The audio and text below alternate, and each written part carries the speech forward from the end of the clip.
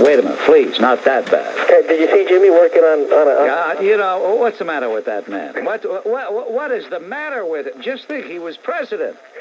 Can you believe this guy? Can you believe him? I will come up. I won't spend a working vacation. Oh, please, Richie, you ruined my whole night. What gets me is that he walks around like he's saying, "See, I told you so." I mean, what's he talking about? I mean, he walks. All right, Richie, I'm going to move on. I thank you for the call. Bye. One of the things that the paper has totally read is the fact that the whole pension system is so obscene that now people make more on pensions than they do when they were on the government payroll. And I'm talking not only about all the people who work shuffling papers and things like that. I'm talking about those leeches to end all leeches, United States congressmen. We have 138 ex-congressmen, ladies and gentlemen, from the How Does This Grab You file.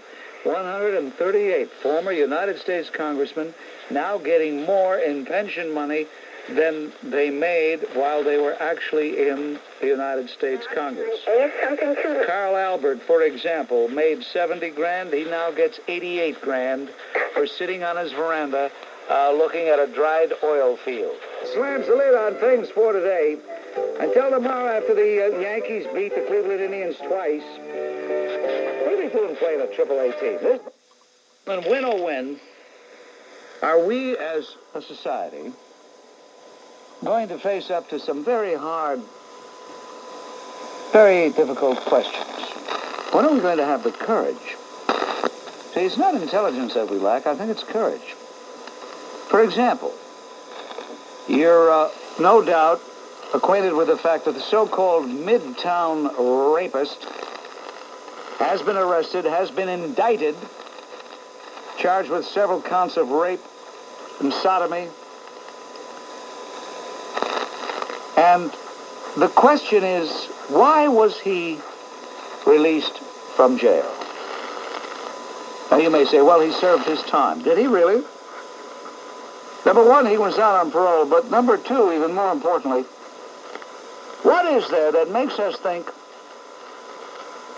that a fellow like this guy, this mutant, this predator, this stalker, this creature, this marauder, who was sent to jail over 10 years ago for the same crimes, or similar crimes, I should say, why do we think that serving time in jail is going to change the guy? Stop and think about it. Did his brain change? Did his warped antisocial hatred change? Of course not. I hope you're on all next week. Oofa. Thank you, Pat. Take care. Okay. Bye-bye. I say oofa because I will be, because those selfish, greedy, avaricious bums we call baseball players, led by their arrogant union leaders, will call a strike. They have called a strike. And it's too bad. Although I can well understand why people are upset about the strike, because I am too, but let me say this. I want to be the only guy in the media, and that the media is a plural noun which embraces radio, television, and all print material. Let me be unique. Let me be the only guy in the media that tells you that it was the Japanese sneak attack on Pearl Harbor on December 7th, 1941 that started World War II, or at least that brought America into World War II. This orgy of guilt. And I must tell you, I was embarrassed by Peter Jennings, whom I admire a great deal. I was embarrassed by his anchor report on the news this evening from Hiroshima. And I asked some youngsters. Now, hold on. I asked some youngsters, I said, you ever hear World War II? Well, they said no, they didn't. I said, well, it was a big war. Do you know what started it? They didn't know Pearl Harbor. They didn't know Pearl Harbor, but they know Hiroshima. But I am sick and tired of Americans in the media and out of the media talking as though it all started on August 6th, 1945, when Harry Truman made the only decision he could have made at that time. I just had to say that. Tonight, mainly clear, lows near 70, 60s in the suburbs. Tomorrow, partly to mostly sunny, warm, and more humid. Uffa, ababanabli. Highs in the mid-80s, cooler by the shore. By the way, speaking of Bruce Springsteen, I think he stinks. And I want to tell you why I say that. I want to tell you why I say that. I'm not commenting on the way he sings because I don't understand that kind of music, and I frankly admit it. I don't understand what, to me that's not music. But that's neither here nor there. I disqualify myself as a critic. But I'll tell you why I say I think he stinks. I think he stinks because he had this great concert in Washington, D.C., over 50,000 fans who had paid a lot of money, and he had to take time between songs to tell the audience, hey, if there's war in Central America, you're going to fight it. Bob, can I say one thing that I forgot to say about... Now, I'd like to know what the heck that... I'd like to know why he made that statement. What the heck that's all about. You want to please it? Oh. You mentioned Jane Fonda, who was a skunkette, in my opinion. Well, let me tell you a positive story, something that people can think about when they watch Jane Fonda and buy her films and her books, that rat. Congressman John McCain of Arizona appeared at the Eastside Conservative Club recently and told us a true story. I'll tell it briefly. He was shot down over North Vietnam and spent 5 years in jail, 4 years in solitary. Finally, he was thrown in a dungeon with other flyers. One of the fellows was from Alabama, and when packages rarely came, he saved ribbons. And as Congressman McCain told the story, he sewed a red, white, and blue ribbon inside his shirt pocket. The flyers stood up and pledged allegiance every morning to the flag. This fellow was caught by the guards, taken out and beaten for 3 hours, thrown back into the dungeon. Now, they helped him as best they can when they got him back in the cell. During the night, Congressman McCain was trying to sleep on a slab, whatever they gave him, and he looked out over a 60-watt bulb. Under it was this flyer sewing in a new flag inside his shirt. These were Americans that were in jail where that little skunk and these other actors and these fakes and these hypocrites were in North Vietnam saluting the anti-aircraft battery. I'm so angry now that your earlier caller reminded me of it. Here's Congressman McCain, who I think will succeed very, very well. He's an outstanding American, the son and grandson of Abdul. Here's the kind of people that should be held up. Here's the kind of people Americans should pay tribute to, not to Jane Fonda. World War II veteran, and yesterday I saw Leonard Bernstein on television from where he was conducting his band. Can I give you a brief? I don't know why Leonard Bernstein and Jack Lemmon didn't just climb up to Mount Fujiyama and throw themselves off, and say, we're sorry. Can I? 142. We left Hawaii in 45, going out to join the fleet, and we get out to Okinawa, and the first report that the war was over, and they were shooting guns off and everything else, and which was a false report, and then we went out, and then we got the true report, and it was great, and I looked at Bernstein, who was only about 5 years older than me, and I asked him where he was, and he said he was up in Canada conducting a band or something like that. And when he heard it, it was horrendous. Jesus, my life is saved. I was going out there. My life is saved. And this man is saying he was horrified by what he heard. Am I coming over very good? You are making it very clear, the irony. You're presenting the irony of the fact that here Bernstein is over there shedding all those tears and groveling as though we did something so terrible. And here you were on your way to help beat the enemy. And there he was conducting Swan Lake in Canada. Canada. Yeah. Yes, Bob. Those jerks that called you up before that said that if South Africa, the light of Christian civilization, the anchor of sanity at the dark continent's tip, should ever be overthrown, that it wouldn't become a Marxist, Leninist dictatorship. Well, you know, Bob, they've got to be either pathetically naive, my friend, or just incredibly stupid. You know, one needn't only look to the north of the Transvaal in Rhodesia, where there are 5,000 North Korean mercenaries under the employ of Robert Mugabe, a classic Marxist-Leninist internationalist outlaw, who are committing a holocaust among the Nedabelly tribesmen of Matabele land. And if we go up the spine of the dark continent, no matter which way we turn our heads, we see nation after nation committing genocide against various tribal groups. You know, Bob, nightly when you are not on the air, I listen on my shortwave to Die Stem van South Africa, Radio RSA, the voice of South Africa from Johannesburg. You know, these characters that have been calling up, they don't know the first thing about that country. They've never been there. They've never read any literature about it. They just read the same propaganda that comes out completely. Do you know that in Uganda, before this Obote was overthrown, that there were thousands of bodies laying out in the sun, rotting, the victims of the war between the rebels and the government. And yet, in this country, Bob Grant, the Politburo continues its push for sanctions. Because to me, the Democratic Party has become the Politburo. And it seems that Comrade Stephen Solarz is the leader of this cabal, which is out to undercut any anti-communist regime.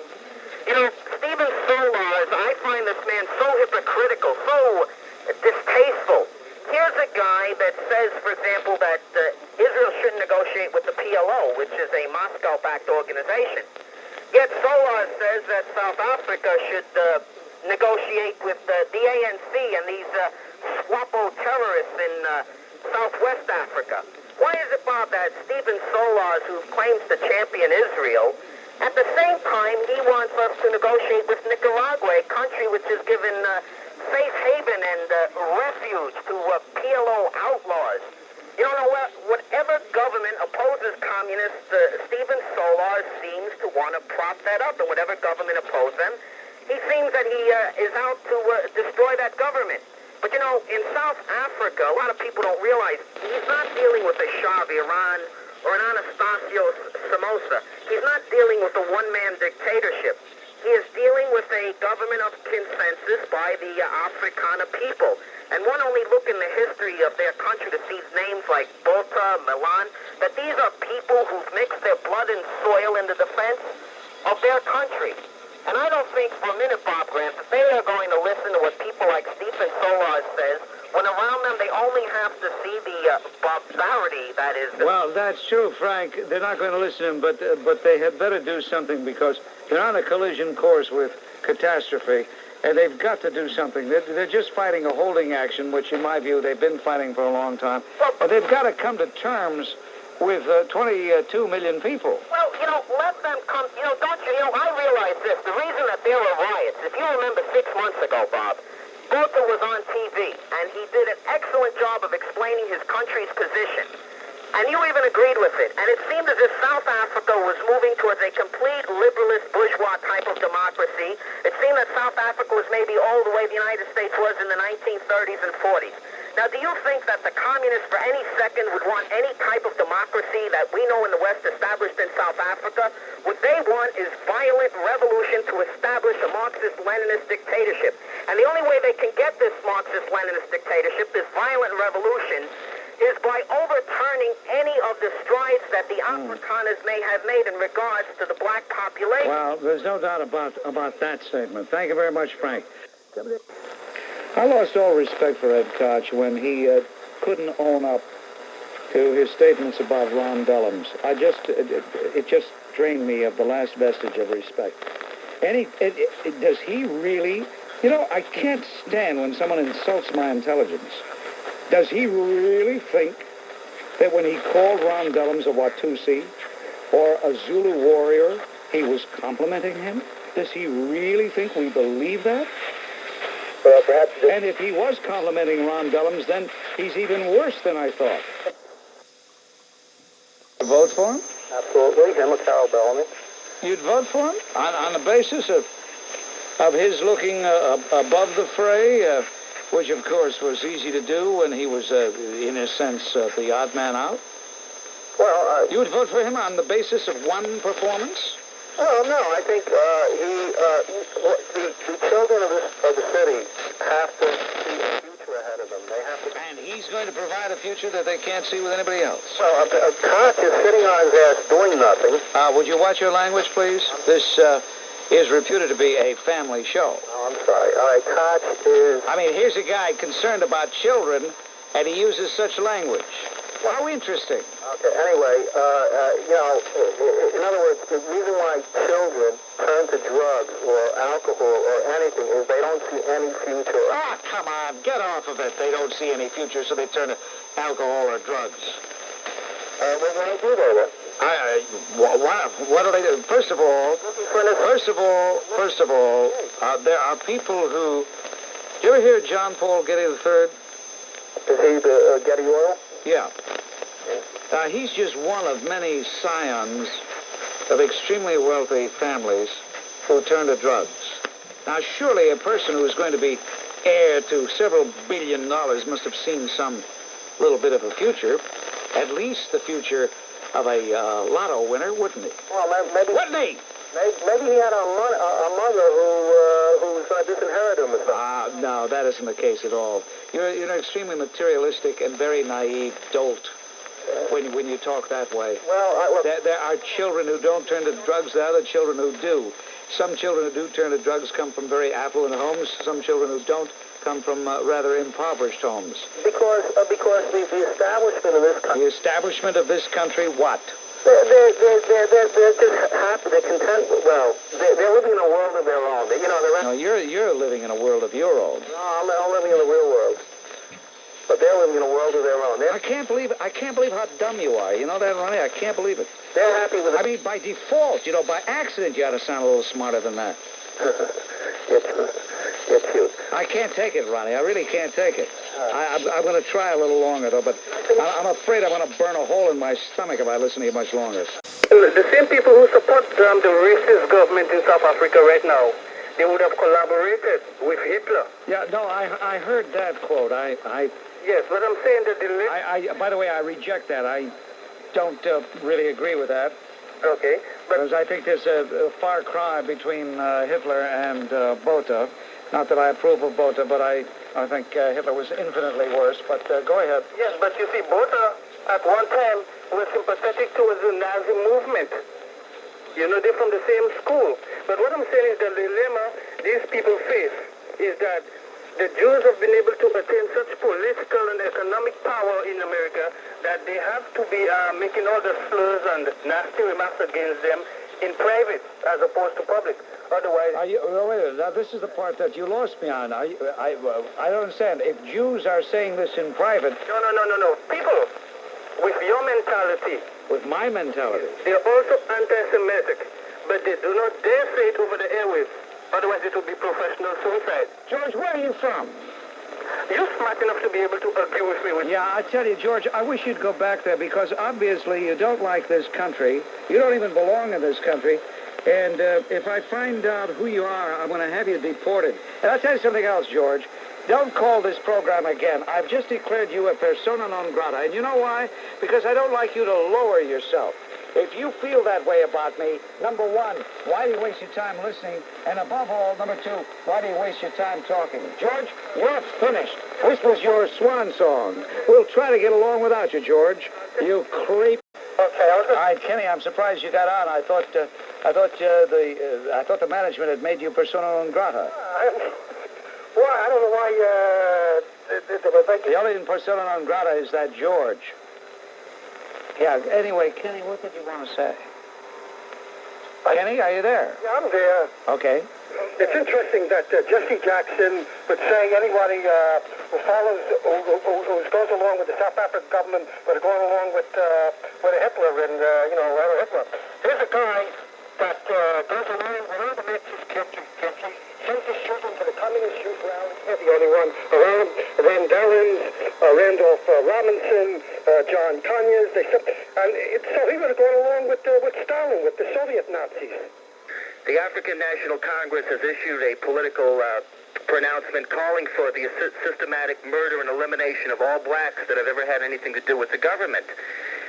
And recently there was a situation in which... Yeah, I want to point out, you're absolutely right, and it's known as the ANC, the African National Congress, and they did call for the murder of all blacks who have any contact or any collaboration with the white government. That's the same group that Stephen Solarz visited and was seen embracing people who called for the murder of their fellow citizens. Stephen Solarz saw fit to embrace. Just wanted to point that out. Very relevant point to make out, because what's always angered me, and I've said this many, many times to you, and I'm sorry for being repetitious, is that I'd like to see Jesse Jackson and this Randall Robinson demonstrate against human rights violations either in the Soviet Union and Ethiopia and Zimbabwe and Marxist Nicaragua, but you'll never see the liberal left in this country doing that. The answer is very simple. They never criticize a communist regime. I defy anybody to find where Randall Robinson or Jesse Jackson has ever criticized a communist regime. Please find it for me. Please find evidence of their ever criticizing a communist regime. Please tell me that I'm wrong. You can't, because unfortunately I'm right.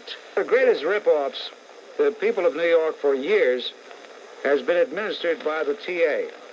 First by the Transit Workers Union, which really is misnamed. They shouldn't call it Transit Workers Union. They should call it, instead of the TWU, the TLU, the Transit Loafers Union. Yes, Jim? You were talking last night about the Pope. Among other things. Among other things, that's right. I can easily see why you wouldn't agree with the Pope. You deserted your family. Oh, wait a minute. Here's a guy with the same obsession. He's been calling me for 15 years, this guy. Hey, haven't you croaked yet? Hey, listen, haven't you croaked yet with all of this hodgepodge here, this sick old guy? That's Jim from the Bronx, doing his Jimmy Cagney imitation. You dirty rat. He never said you dirty rat. All right. 77. I tell you, see what happens when you switch time and you come on when people aren't? Oh, well, what are you going to do? At any rate, maybe I'll win the lottery and I won't be in. I admit it, I won't. First thing I would do would be to an individual and say, sorry. Anyway. Frank. Yes, Bob. You know, when I heard P.W. Pick Botha, the president of South Africa, on the radio last week, he said that they can push the Afrikaner to the wall and no further. And I have to agree with that completely. Because, to paraphrase South Africa's ally, Israel, Menachem Begin said that Israel was not South Vietnam back in 1982. And likewise, South Africa is not South Vietnam. And like Israel, their policy will not be determined by the leftist street rabble in this country that is going through their protestations.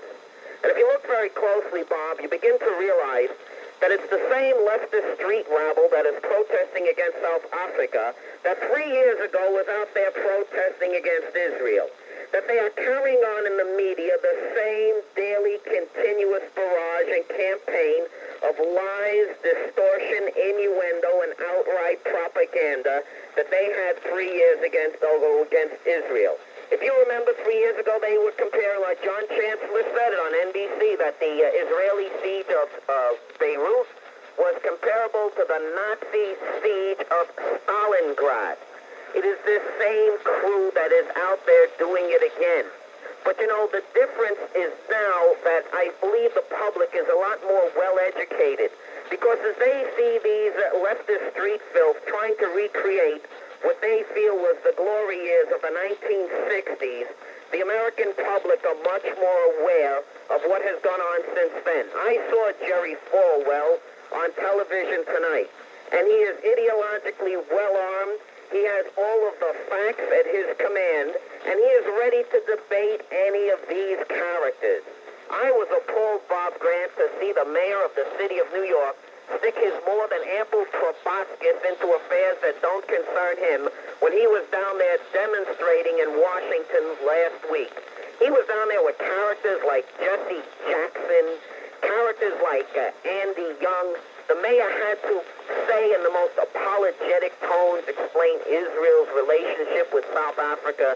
Has Jesse Jackson ever apologized for Ethiopia's relation with the Soviet Union? Has Andy Young ever shed one tear for those little Jewish babies that were butchered by his friends in the PLO? The mayor of this city better stick to fixing the water tunnels and the subway system because he's far over his head in things that don't concern him.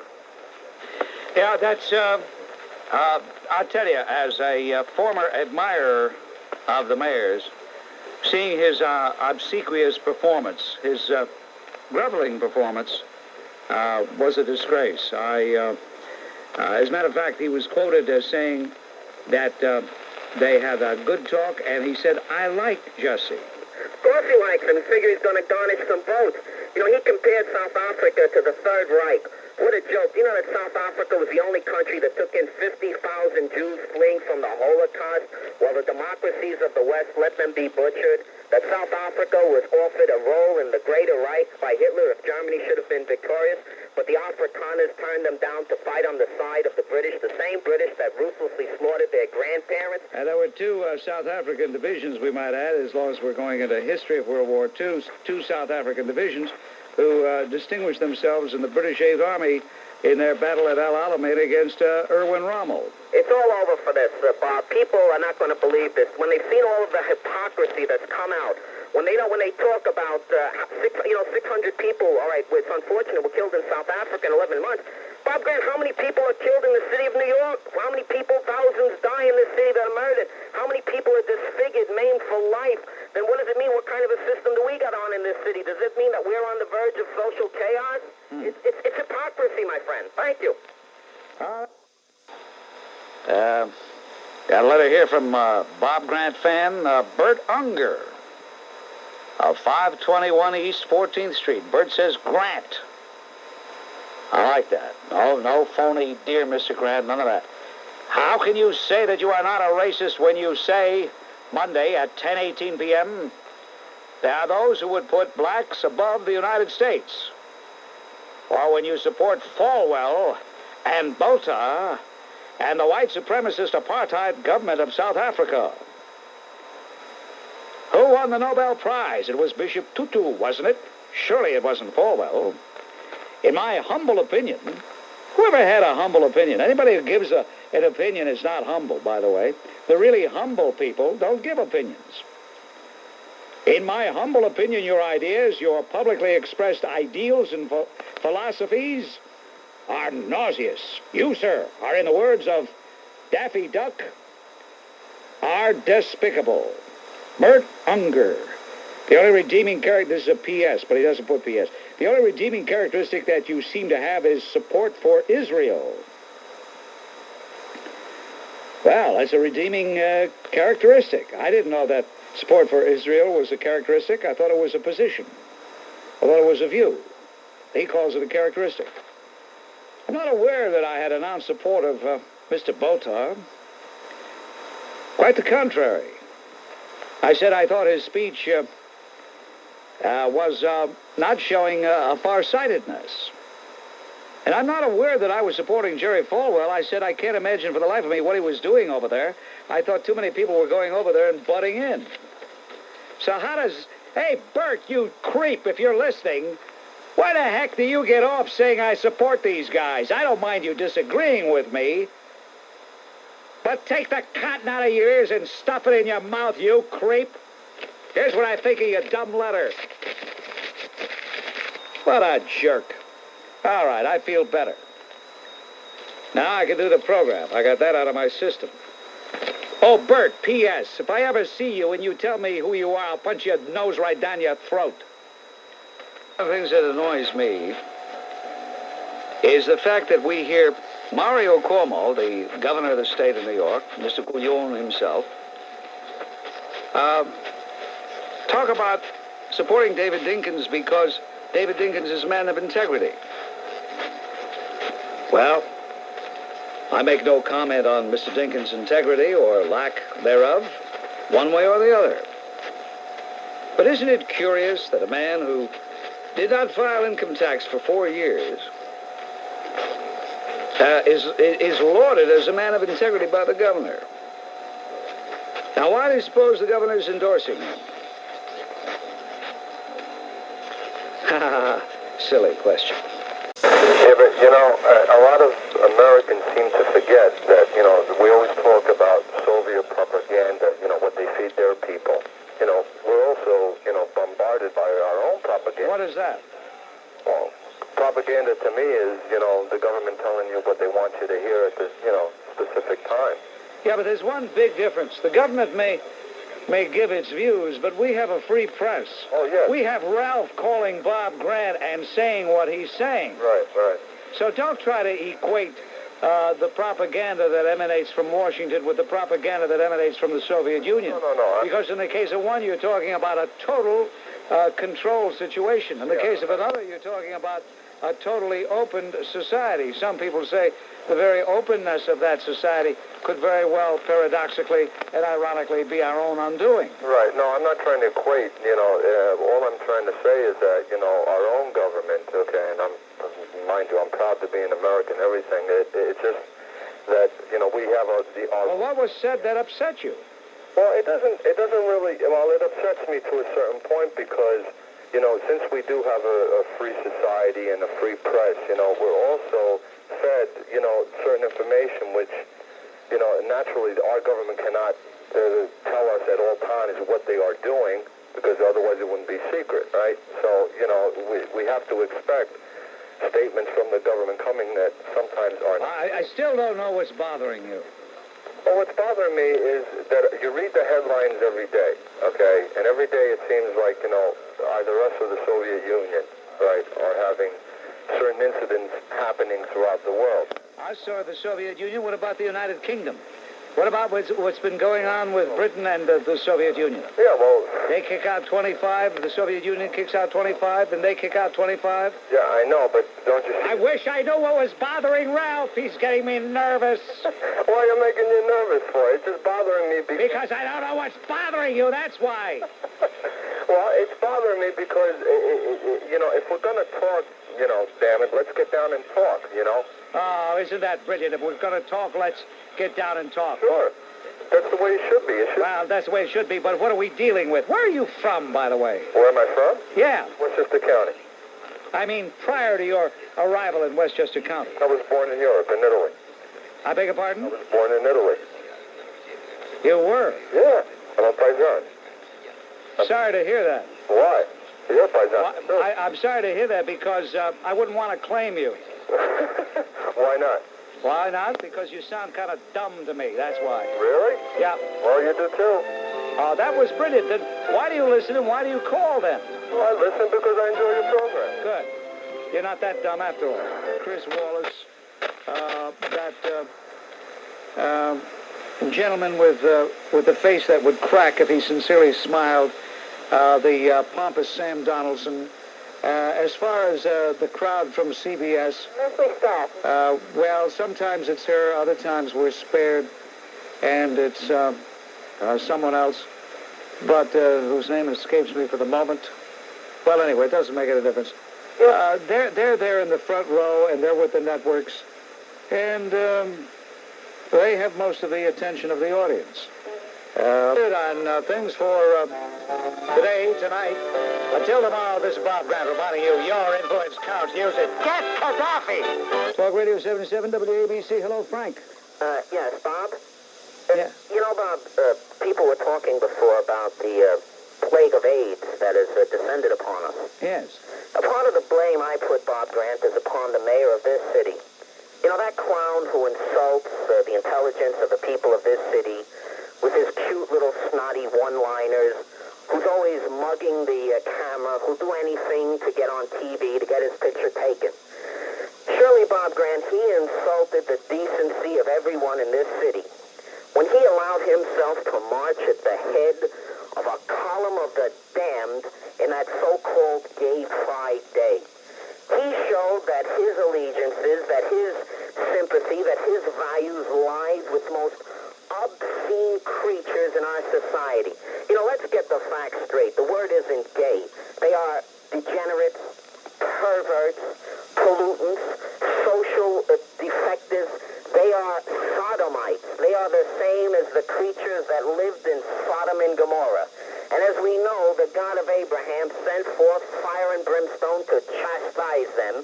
So I believe he sent forth the plague of AIDS to chastise the Sodom and Gomorrahs of New York and San Francisco. You know, when these jerks call you up and say that that type of obscene and bizarre behavior is normal, the mayor of this city marched in front of NAMBLA, North American Man-Boy Love Association.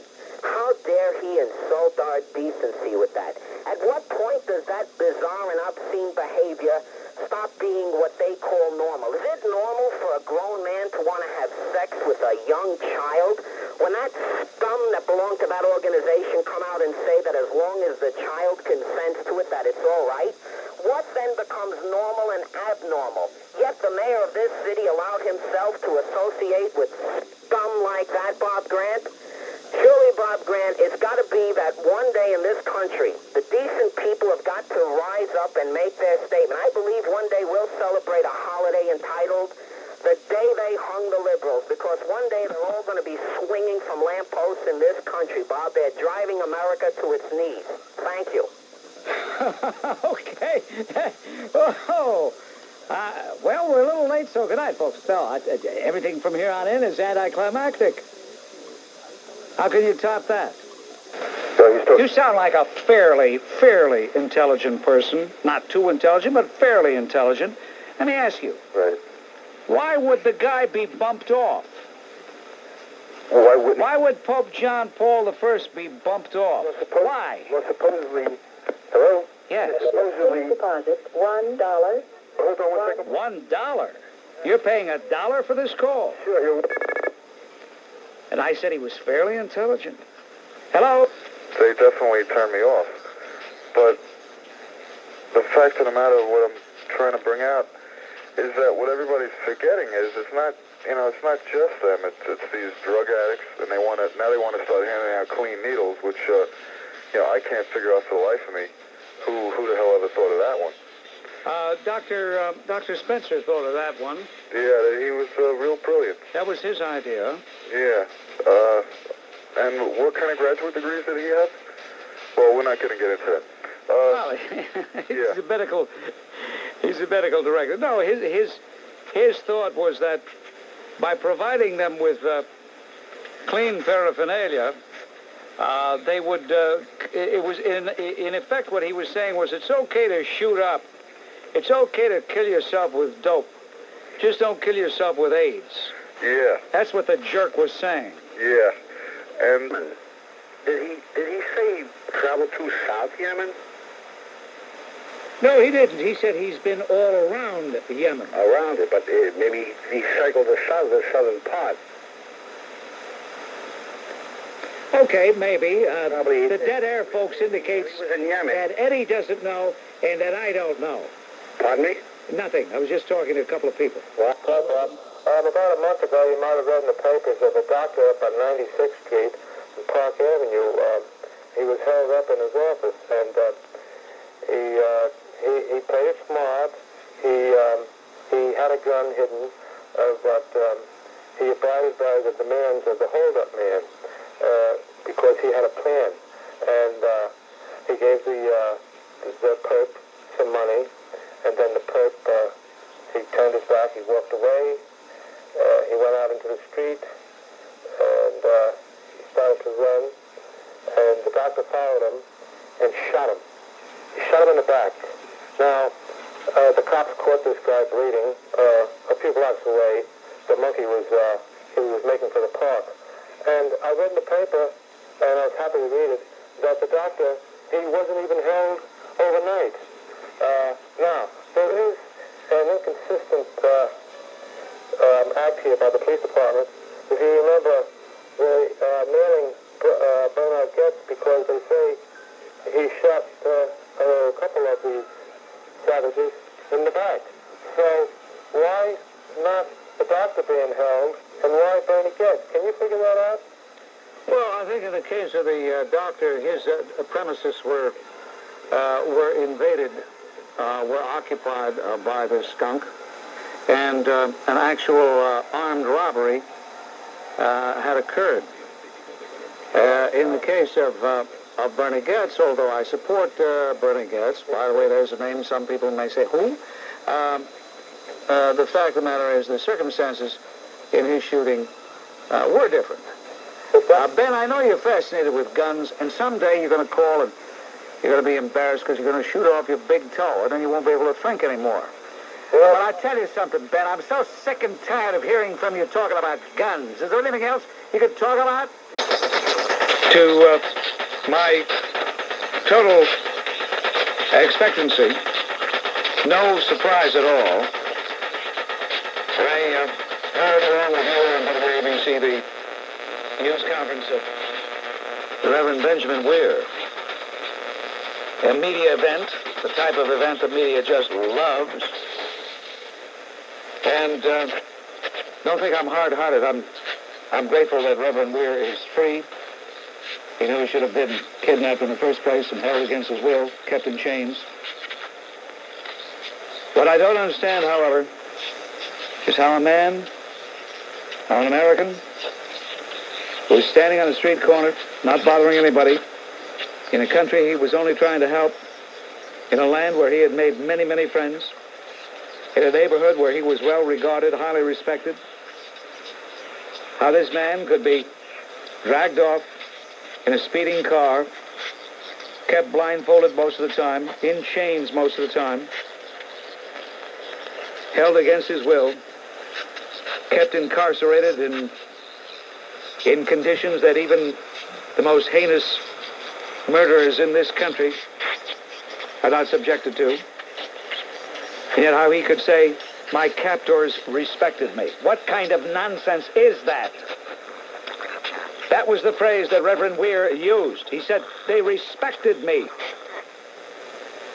Would somebody please explain how you show respect for someone that you keep caged? Someone that has less freedom than a wild panther? Would you please explain that to me?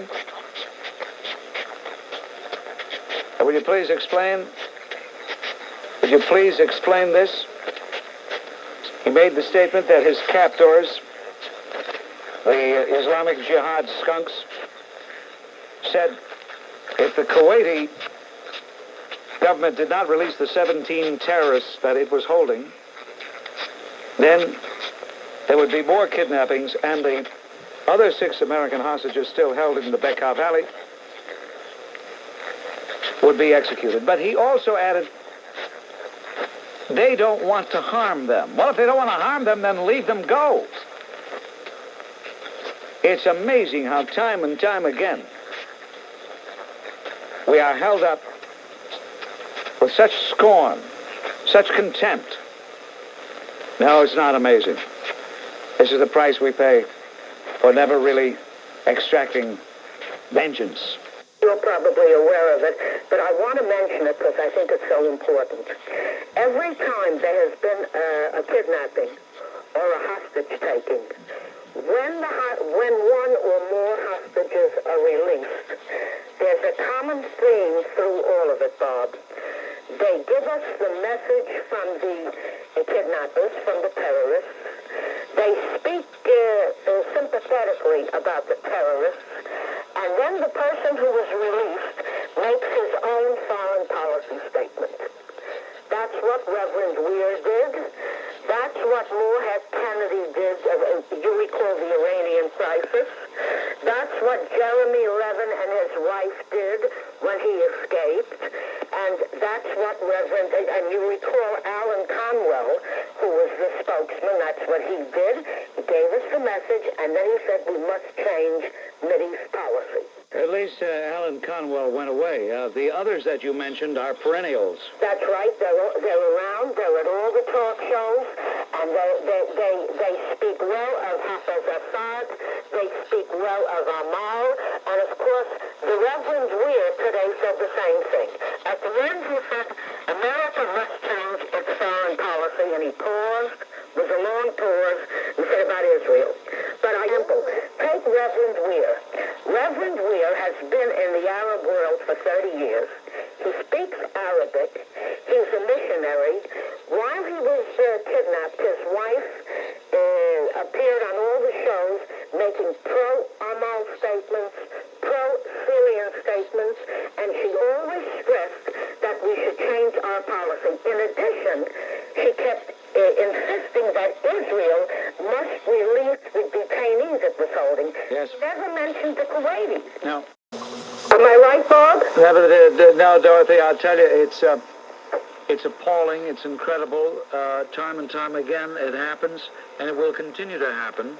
And I'm trying to look at it in a positive light, trying to find some little silver lining. And the lining that I find is that it hasn't really brainwashed the American public the way I had feared it would.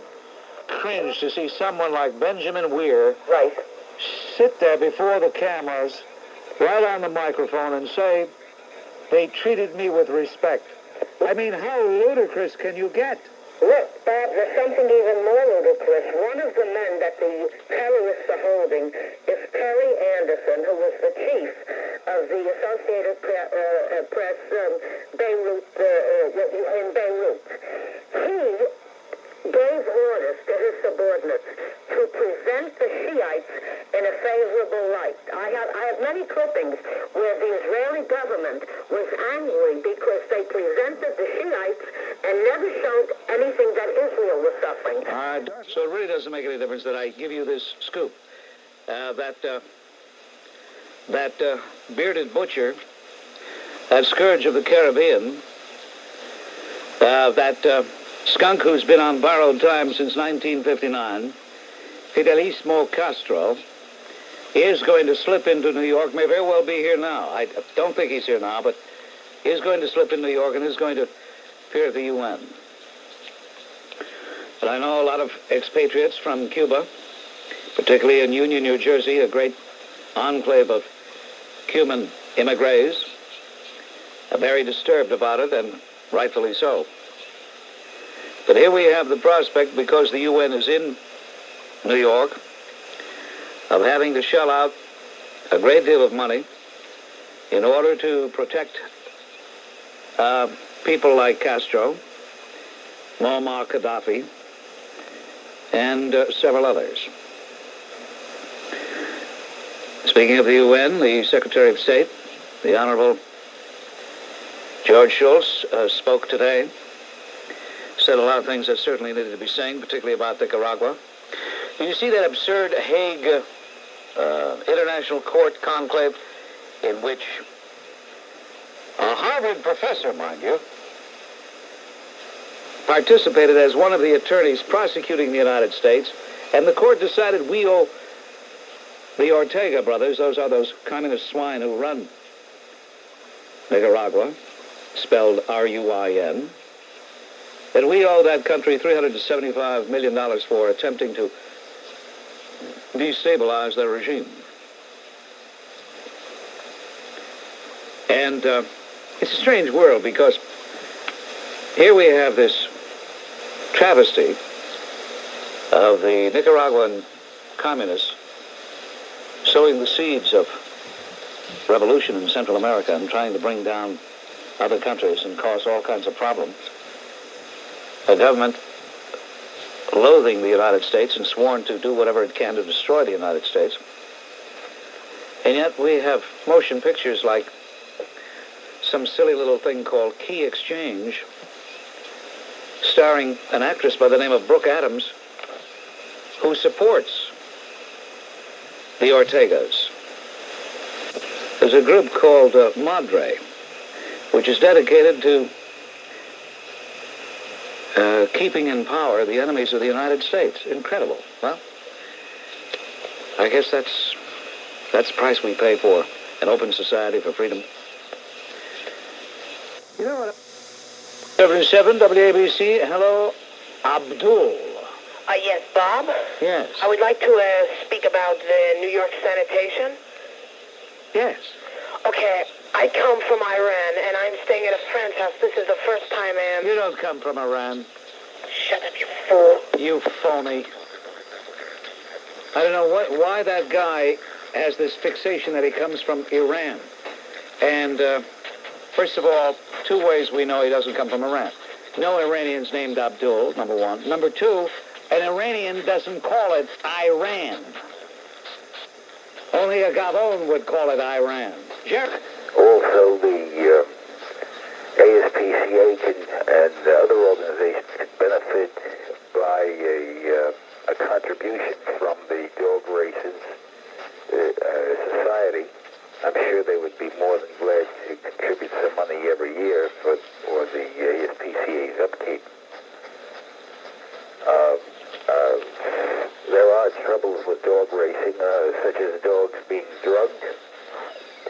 Sometimes when pups are born out west, they take the strongest of the litter and they throw the rest of the pups on the side of the roadway to die of thirst in the noonday sun, which is also very, very cruel. But if licensed breeders were within the confines of New York State, that would be the only way an owner in New York State could purchase his or her racing dog. And dogs cannot be raised wantonly, neither could excess puppies be left to die as is being done now. Why are you spending so much time thinking about such an obtuse subject? A what? Why are you spending so much time thinking about this? No, because I'm a dog lover, a creature lover, and they're all God's creatures, and I think man's best friend needs us very desperately, and with time, man comes to their aid. He needs us, therefore we should have him race around a track. Absolutely, Bob, absolutely. I think what you ought to do... Now, what you ought to do is take a couple of aspirin, lie down, elevate the feet about 17, 18 inches above your head. Now, stay that way. Don't turn, don't move, and we'll hear from you in about 2 years. There was a big put-on by a very sick person, and the only one who would be sicker would be anybody who would take him seriously. I'd like to talk about George Shultz. Yes, Dan. This week he's denounced terrorism all over the world. And I'd like to talk about, he's making us look like fools, sort of, in the United Nations, because he's talking about countries like Nicaragua. Countries that we have mined Nicaragua. And unfortunately, we didn't leave the mines there. We should have. Well, what I feel is that he's doing by denouncing countries like Nicaragua, which are so insignificant. Well, who should he denounce? He should not denounce countries like that because it makes us look foolish to the Russians. They don't make us look foolish at all. I think it does because... Speaking of foolish, what do you want to be when you grow up? What would I like to do? Yeah, you sound very immature. Very immature. I think I'm making a very good point. No, you're not making any point at all. How does that make us look foolish to denounce the Ortegas, to denounce the Sandinistas? I fail to see that. The country is just it's a small country. I see. So therefore, because it's small, it can do no wrong. Talk Radio 77 WABC. Hello. Yes, Mr. Grant. You claim your name is Ahmad? That's right. And long live Iran and the revolution. Yeah, here he is again. Can't you see it's the same guy? Can't you hear it's the same guy? You know, there are sickos out there. There are sickos. Hello, Bruce. Hey, how you doing, Bob? Bruce, is that why you called? Because I'll give you my private number and we can chat after the show. No. Oh, okay. Exactly what we're doing. No, we're not. We're not ordering them to do anything. We're trying to bring... Don't holler at me. How dare you? Oh. How dare you? Okay, Bob. I don't understand people like you. You call. You want me to agree with you? You know what we're going to do? We're going to get a computer up here. We're going to replace me with a computer. And what you do is you signal the computer how you want the computer to react so that there's no disagreement at all. All right. Okay? I'm listening. Well, From northern part of Africa. Now, we can't even... All right, Tony, look, the people who have gone in from Mozambique, for example, have gone in for work. Yeah, they've gone in from work. You asked me a rhetorical question. You said you were asking a rhetorical question. Like a boob, I responded. I should have let it alone, because I could see with you, Tony, your mind's already made up. Of course. Okay, fine. Thank you for the call, Tony. Huh? Am I sure I want to do this for the rest of my life? Tomorrow, speaking of the Billy and his boys, they can't call... Are they calling Billy Lefty now? Isn't that pathetic? A man his age, what is he, 57, 58 years old? and he's still battling like some little punk in the street, like a 12-year-old. Isn't that tragic? Isn't that tragic? Man who has been so talented, so gifted, so famous, so successful, and yet he never grew up. Really is pathetic. Picture of who I am, what I do, and how we operate does attract kooks. The only thing I can guarantee is that they won't waste too much of your time, John. Thanks for your time, Jack. And, by the way, why do you call me Jack? Huh? Is this your particular shtick? That's my shtick, Bob. That's right. I mean, do you get kicks out of calling guys Jack? Does it make you feel... Did you see a movie one time where somebody called somebody Jack and that was a macho thing? That's right. Yeah. Okay. Happy everything, Jack. Talk Radio 77. I tell you, they're up out there. I don't know if it's the mist, if it's Hurricane Henri. Actually, what I think it is it's the fact that the regulars, if there is such a thing, don't know that I'm on tonight. We're getting the people who are disillusioned waiting to hear. Andre, this bud's for you. 77. I didn't even hear what he said. He said it so fast, but it must have been ultra sick, because even the usually staid personages in the control room are, well, that's it. Why don't we just say, for the rest of the program, for the next 36 minutes, we'll open the lines strictly to the sickies. Why we don't say that? We don't have to. They're coming on anyway. Back of you. Oh, hit a high C. Okay, let's take are you getting self-conscious, pal? What are you worried about, pal? Not worried about nothing. Well, then don't sound it. What I'm worried about why that the government allowed people like Jerry Falwell. What are you talking about Jerry Falwell for? Yourself, for example. You're talking about Jerry Falwell. Why ABC? I thought your call was about Farrakhan. Why ABC allowed you to be in the media to try to tell us it's white people? That's what you're doing. You are making... Hey, guess what? Hey, I want to what'd you say your name was? Dale? Dale, I want to congratulate you. We don't want you. Dale, I have congratulations. I've had a lot of repulsive people call me tonight, but you are the winner. Get off the phone, you creep. Talk Radio 77 WABC. Hello, Keith. Bob Grant? Yes. Bob Grant? Hello? Hello, Keith. This is Bob Grant. You're on 77 Talk Radio. Okay, I would like to address myself to those 3 coconuts and that junkie from 116th Street about if they think that Minister Farrakhan does not represent black people, watch and see how... Hey, what is this, Farrakhan Night, for crying out loud? See how many conscious black people jam Madison Square Garden.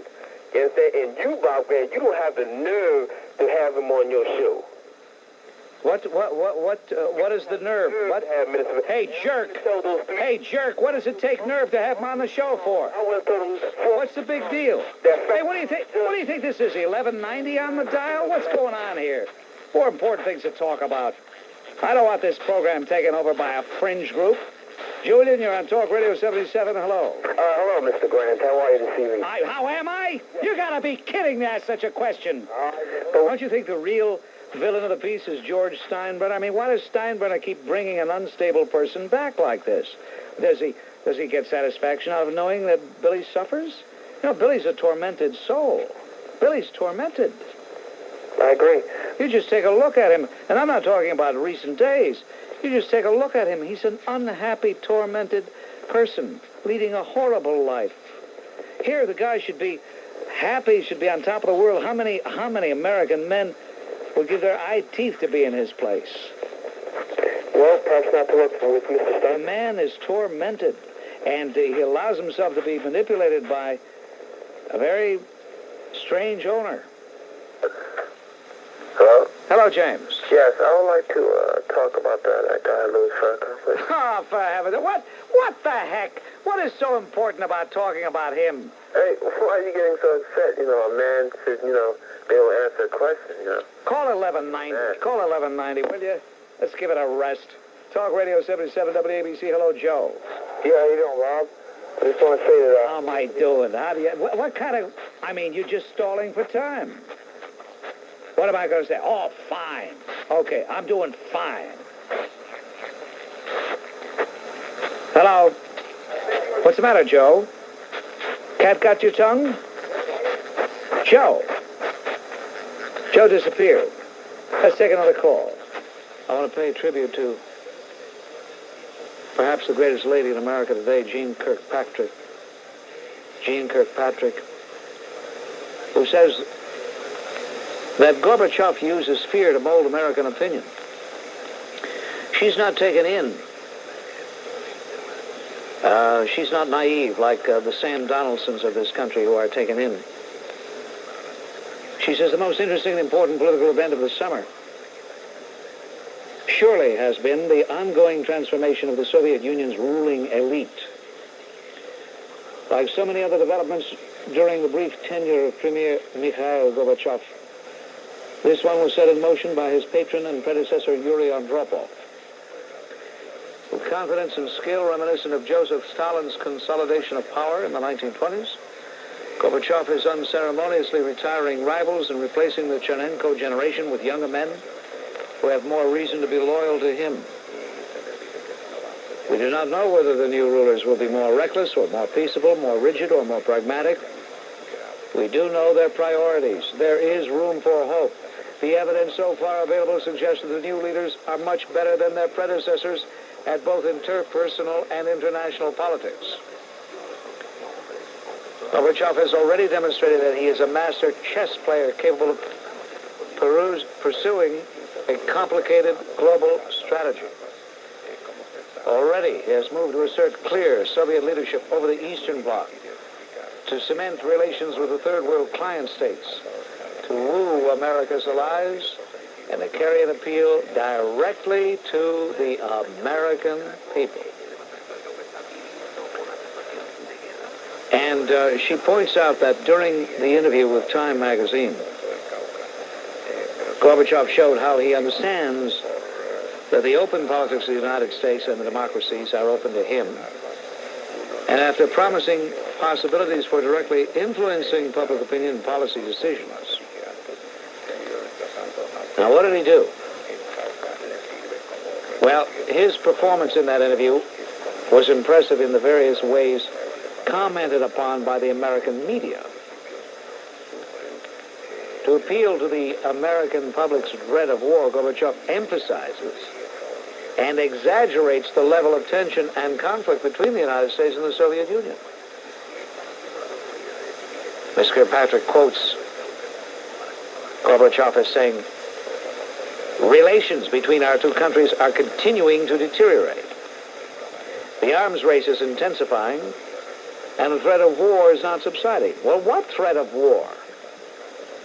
Gorbachev tells us the Soviet Union will never start a war. Anyone who knows Ronald Reagan knows he will not start a war. Gorbachev comments that the situation today is highly complex, very tense. Well, I would even go so far as to say it is explosive. That's a quote from Gorbachev. And the question is, why is it explosive? Nowhere in the world are the United States and the Soviet Union confronting one another directly, as they did in the Berlin blockade or the Cuban Missile Crisis. What is Gorbachev talking about? Surely he's not suggesting that the American desire to defend itself against Soviet missiles creates an explosive situation. It is not the first time the new Soviet leaders have invoked the fear of war in the effort to influence Western publics and governments. Remember in the German elections and the campaign against missile deployments and the efforts to diminish Ronald Reagan's electoral chances, the level of East-West tension was exaggerated by the Soviets? One only hopes it will be the last time the fear of war is invoked to persuade Western nations that it is too dangerous to defend themselves. Jeane Kirkpatrick, God bless her. The fact that the United Nations is playing host to anybody and everybody, this place is getting crowded. If you've tried to move around the city, even though it is a holiday today, you felt the impinging movement of a lot of people who are here because they're on security duty, and a lot of people here who, because they are with United Nations organizations.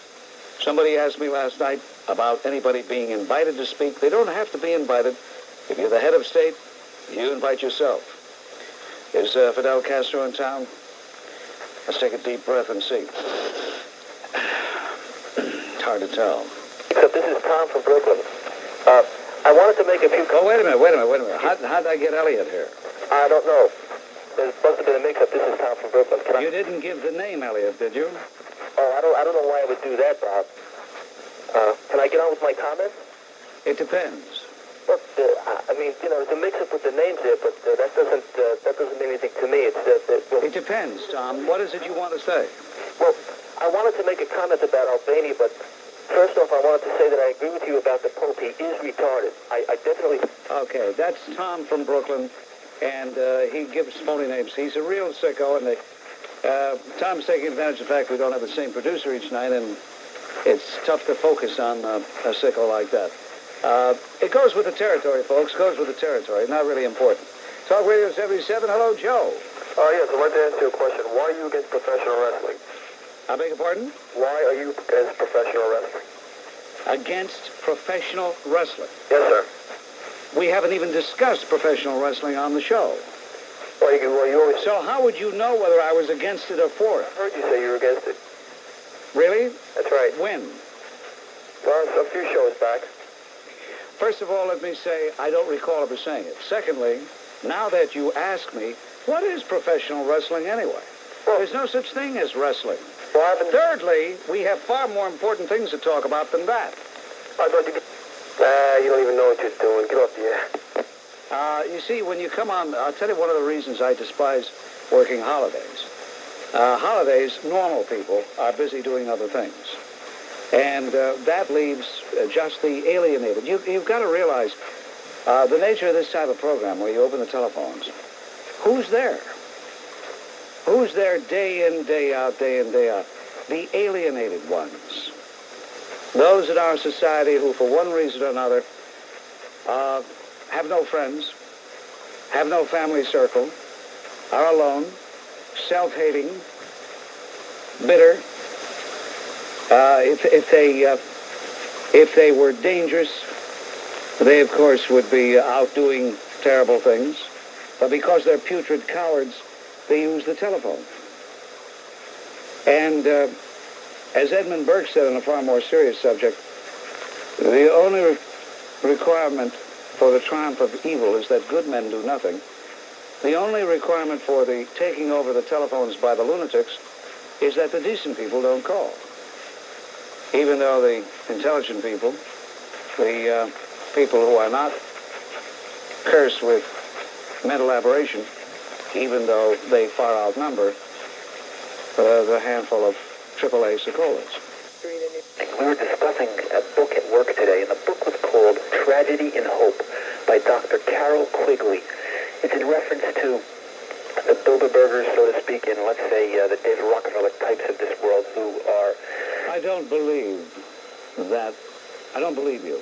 I don't believe that suddenly you were talking about an old, moth-worn cliche like the Bilderbergers, talking about it as though it was a brand new book. I don't believe it. It was the first time that was... I mean, I know that I'm in trouble now when we're getting calls about the Bilderbergers. I'm in deep trouble. Okay, will you hear me out? I mean, not only am I in deep trouble, but ladies and gentlemen, we're in deep trouble because we're surrounded by maniacs. In any event... What is this, a John Birch Society chapter? No, not at all. No, not at all. Not at all. It's just a topic that came up. A topic that came up where? We were over lunch. It came up. Over lunch? With whom? A group of us at work. A group of you at work, sitting around having lunch, and you discussed the Bilderbergers. It just came up. It just came up. How did it come up? Somebody wanted to know whether Bilderberger bat right-handed or left-handed. In any event. Do you expect me to really believe that this topic came up at lunch? The real truth of the matter is that you're a fanatic, that you're a bigot, that you're an anti-Semite, and that you are trying to make it sound as though a casual conversation occurred which prompted your call. Over tragedy and hope. Right? Now, it was, if you have, obviously you are familiar with the book Tragedy and Hope, and if there was any validity... I'm familiar with what you're talking about, so much so that you disgust me. I find this entirely... Because this whole thing is a diatribe to try to bring up that old saw about a conspiracy. Well, a world conspiracy. A Jewish conspiracy. Well, that was not the intention that was expressed in the book as far as this... oh, no? This critique that was read was written... When you drop the other shoe, that's what you drop. Dr. Cleon Scout. Yeah. Talk Radio 77 WABC. Hello, Allison. Hi, Bob. How are you? Are you serious? How am I? How would you expect me to feel? All these... How would you... Seriously, how would you expect me to feel? I mean, if this is a social call, let me give you my private number. You can call me at home tomorrow. We'll chat. No, thank you. But I like your gag. You remember the days you used to go into your stockbroker? I think it was Mr. Najovic. The stockbroker? Yeah. No, the stockbroker was David Hazarai. What Hazarai? Known as Harry Hazarai. I tell you, I don't have your memory. And he was with Ganef and Shlomilenthal. Let me just... He wrote he drives around in a 1946 pea green Studebaker, license number 6969SOB. Okay. And he lives in a tent in Hewlett. I was a gambler myself. I did... And if anybody sees him run him down, you'll get a medal. Well, then there's another station that may have another point of view. Fine. I'm not responsible for anybody else's point of view but my own. And there's no connection there with the management of ABC. Oh, don't be absurd. I see. Okay. Now, do you want to say something about Israel? Do I want to say something about Israel? What is there, an echo in here? Get off the phone. For heaven's sake. Hello, Joe. Hi, Bob. I talked to you a while ago. You told me if I called back, I could do the sign-off. Oh, you called a couple of weeks ago. Oh, yeah, about 3 weeks ago. About 3 weeks ago. And you're calling on the Connecticut line. Right. Yes, Joe. You called because you'd like to do the sign-off tonight, right? Yes, I'd like to. All right, Joe. I'm just going to do one thing. I'm going to tell people we'll be on after the Tiger-Yankee game tomorrow, and that I'm Bob Grant. Now I'm going to turn it over to you, Joe, for the sign-off. Well, that kicks things in the head for tonight. For those of you who didn't make it in, I hope we get a chance tomorrow. We'll be right back to do it all over again. Until then, this is Joe from Connecticut reminding you, your influence counts. Use it. Get Gaddafi. Hey, who needs me? Very good. I want to say first, I agree with that last caller and what we said about the papers. The perfect example was the Post today. They had a picture of the telephone booth that Phil Negro supposedly beat up. That's front page picture. That was the best that they had to offer. Well, I'll tell you, all the Post can think of is pictures of those bums that wear Yankee uniforms, or Madonna. Yeah, right. Madonna. Is this what we've come down to now, worrying about somebody by the name of Madonna, whether she's sneaking a cigarette, taking a walk, having sex with this guy Sean Penn, whoever the heck he is? I mean, it's just sickening, and it says Post-Photo exclusive. The sad part about it. And as far as Phil Negro is concerned, too bad he didn't break his toe when he kicked the phone. Yeah, right. Who's to blame? Is it the newspapers for creating such a low, tawdry level of interest? Now, there must be something. Or are they just responding to what they know is out there? That's right. Al? Hello, Al? Are you Bob on our northern suburb line? I think you're the first person tonight. Nice to talk to you. Listen to you all the time. I like to just... Okay, a real sickie. A real sickie. I mean, really sick. This program must be tremendously successful because strange as it may sound, the proportion of real whippo sickos, the AAA sickolas, usually comes with a huge audience. In other words, the larger the lake, the more debris you'll find in it. I would like to know if you really think Governor Cuomo has a shot at running for the president. Of course. Well, look who ran last time. Who ran last time? You mean Lou Lehrman? Yeah, against him. Lou Lehrman almost beat him, and Lou Lehrman wasn't supposed to even come close. Nothing ran against him and almost beat him. Yeah, but that was last time. Last time doesn't count. I know. It's this time that counts. Why do you suppose nobody wants the Republican nomination? Because they don't want to lose, I know. All right. So be mature about this thing. Don't sound like a clod. I mean, you may not like the guy. You may not approve of his policies. I don't approve of his policies. The guy's so far over to the left. Not too long ago, I happened to sneeze in his direction, and he almost fell down and got hurt. But the fact of the matter is, the man looms as one of the most powerful vote-getting Democrats in the country. He wants it? Do I think he wants it? Yes.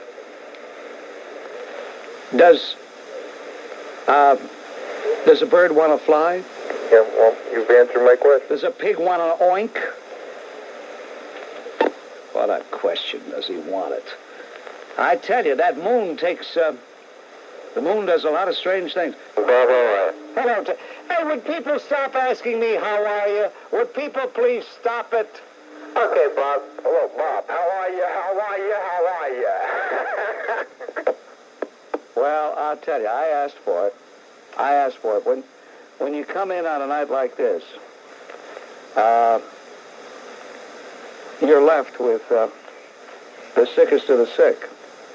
And unfortunately, the hurricane was so kind, it didn't wash up all that debris. And you heard the hysteria by the shills. You heard all the excitement and the falderall and the game-winning hit and the home run in the ninth inning and all of that. Oh, my heavens, you'd think we had money on that. But not so gauche. We don't bet. At any rate, the days dwindle down to a precious few. And no matter what happens, season's got to end. It just seems like it goes on forever. There was a time that this was World Series time. Here we are. In 6 minutes, it'll be October 1st. But no, the regular season continues. If I were the Toronto Blue Jays, I would sue the Baltimore Orioles. I think Earl Weaver, something happened during his hiatus. Maybe he ate too many of his own homegrown tomatoes. He got addle-brained. What a disgrace the Orioles are, laying down like that and letting the Yankees win all those games. What have they got against Toronto?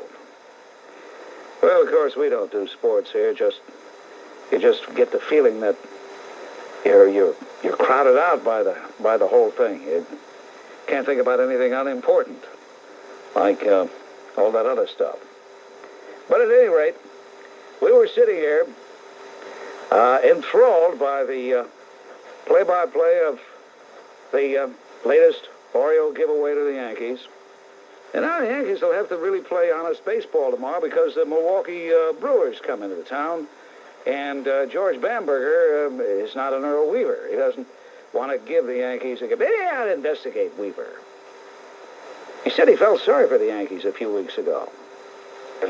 By whites, and you can look at the history of what whites have done throughout this whole world I'm not saying all whites, I'm saying the majority, the ones that are out for profit and profit only.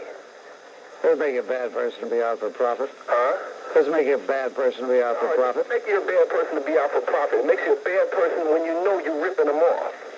When you know you're ripping them off. Well, do you rip anybody off? What? No. I have never ripped anybody off. Well, good for you. It's nice to be talking to such an honest, honorable man. And it's also nice to know that, I'm talking to a man who's sanctimonious, even though he's obviously a two-bit bigot. Oh, How dare you make that statement about most white people? If somebody else called and said most black people, then you'd have a stroke, wouldn't you? You two-bit hypocrite fraud. You're not going to get away with it with me. Get off the phone. Weir. I don't know what the heck accent it is. And she quells as she says, "Oh, it's not. You don't get it so easy." I mean, is that the best the media can do? Is to have that PhD, Dr. Krim, Mathilda Krim on. You know, every now and then I think, let me get out of this business. I'm sick and tired of it because we keep dredging up, keep recycling the same people over and over and over again. And I feel sorry for you people, assuming you haven't been bored to death and assuming that you're still there, watching all these shows, listening to all these shows. We beat you to death with it, just the way we beat you to death with Hurricane Gloria. And so over and over again, you have the same people talking about AIDS, and nobody's really telling you that this is a devastation not encountered in hundreds of years, and that the fact of the matter is, like it or not, if it were not for the massive perverted activities of a segment of our population, we wouldn't have this problem. And you have a governor who's acting like a real first-class wimp, who I know him well enough to know in his heart does not approve of homosexuality, and his heart has got to think, hey, if they stop putting you-know-what, you-know-where in those bathhouses, close them down. But no, he's afraid. And the mayor, what can you say about him? He chooses to call it a lifestyle, a preference, as though these guys woke up one morning and said, I'll take vanilla. I was on the West Coast, ladies and gentlemen. I tell you that city council in Los Angeles has gone absolutely bonkers. They passed a city law stating that it would be an offense, punishable by fine,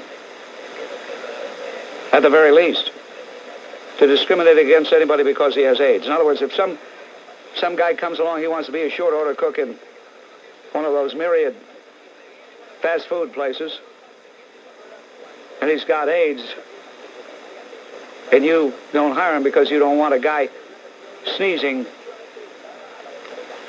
in the scrambled eggs who's got AIDS,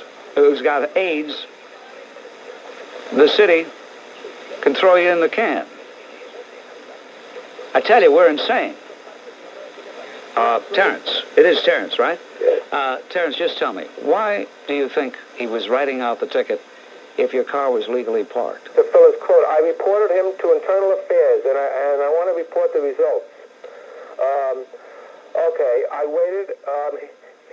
He stood down by the Edison Hotel under the marquee, and I waited for a squad car to come by.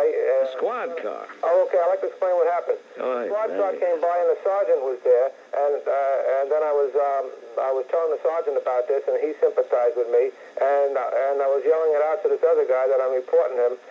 So the sergeant took off, and then I went down to this guy. Now, I want to tell you what he said to prove that... You tell me what he said. He said to me, after he saw that I reported him to the sergeant, the sergeant incidentally said that he couldn't do... Is anybody following this? Yeah, for those who have gotten tickets, this is important. I can't follow this. This is how to get... I'm smart. I can't follow this. Bob, this is how you get results. You report the cop to Internal Affairs at the... You never answered my question, though, when I asked you a moment ago. Yes? If you were parked legally, on what pretext was he writing out the ticket? Bob, I'm doing a service to your listeners. I'm telling them... Oh, okay. Okay, they're both very happy that you are. Go ahead. It was a Judge Griffin or Siffin. He came down with a ruling today where the city has to, within a certain amount of time, alter the physical for the fire department. Yeah, well, this ties in with what I said earlier, that we're insane in this country, absolutely insane. There are specific duties that firefighters, since time immemorial, have had to prove they could perform. Otherwise, there was no point in putting them on the fire department. Absolutely. When the test was devised, it was devised for very logical, very life-saving reasons. Nobody sat around saying, how can we devise these tests so that we would preclude women? Right. It just so happens the very nature of the involvement, the very nature of the job, does seem to rule out women. Right. Just as the nature of playing football rules out women. Of course. Do we have Neil there? Hello? Yes, Neil. How are you, Bob? I'm calling from Queens. Ladies and gentlemen, as long as I'm on at these hours, the answer is lousy. People love to say, how are you? I don't understand that. Why the heck could I make this kind of money doing anything else? I assure you, if I knew what it was, I'd do it. Because the more I talk to people on this program, the more I realize something must be in the water or the air or something. How do people survive? I mean, is there anybody around that has their head on straight? No, I won't limit. I won't limit the opportunity to call to those people, because then I just sit here and talk to myself. For example, didn't I predict that nothing would happen to the murderers of Robert Dean Stephen? And I could just hear you right now say, who the heck is that? How quickly they forget. It was only in late June of this year that the TWA plane was hijacked. Now you remember. He was brutally beaten, murdered. We happen to know who the perpetrators are. Have they been brought to justice? Absolutely not. I don't know what it is that happens to a man who becomes president of the United States, but it must be something that causes that person to feel constrained to do nothing. Yes, Bob? Yes, Frank. You know, Bob, it strikes me that, and I've been saying this for a long time, that the same rabble that is out there protesting against South Africa is the same rabble that's out there protesting against Israel. Now, where are all these pompous frauds that are always speaking about human rights? How come they're not out there saying anything about these internationalist pirates that have captured that ship liner? You know, it seems that there are individuals in this society that can't get it through their thick, thunder-headed skulls that you cannot negotiate with barbarians and savages. We're dealing with people whose cultures are basically barbaric, they're backward, they're primitive, they have no respect for internationalist law. Their main loyalty is to their kinship or to their tribe. That's right. Now, I want to know, why is it that this government has stood by time and time again? Well, this country has been humiliated. How can we call ourselves the breakwater of democracy when we stand by like some Gulliverian giant being held down by every little two-bit terrorist splinter group? Must we take example from the heroic warrior Jews of Zionist Israel, a nation of 3 million that couldn't care less what those two-bit Soviet Uncle Toms in the UN think? Israel didn't think twice to launch their strike into D.C. and wipe out that PLO infestation. South Africa hasn't thought anything of going into Angola to get rid of SWAPO terrorists. As an American, it's our right to be protected by this country. That's what we're paying our taxes for, and that's what we've elected our officials for. And something has got to be done about these appeasers in the State Department, Bob Grant, that are allowing Americans to become sitting ducks for every two-bit little terrorist scum on the face of the earth. Be the answer to our prayers. But what I find interesting is that there were a lot of people who said, they wouldn't dare do it to the Soviets. They did do it to the Soviets, and, you know, the Kremlin has hardly said a word about it. As a matter of fact, it seems to me that what they have said indicates they're stunned.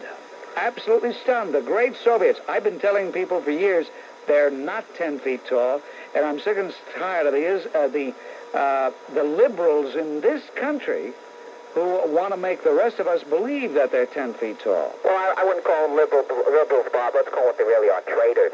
All right, Frank, I thank you for the call. Thank you. Number 2, here we have some very important news. And all you can think about is this obsession you have with Bob Grant. I don't know whether to be flattered or annoyed. No, I think you'd be flattered. I should be flattered. If you'd listen. If I'd listen. You feel better. You're, Or better yet, maybe you could come down and meet me.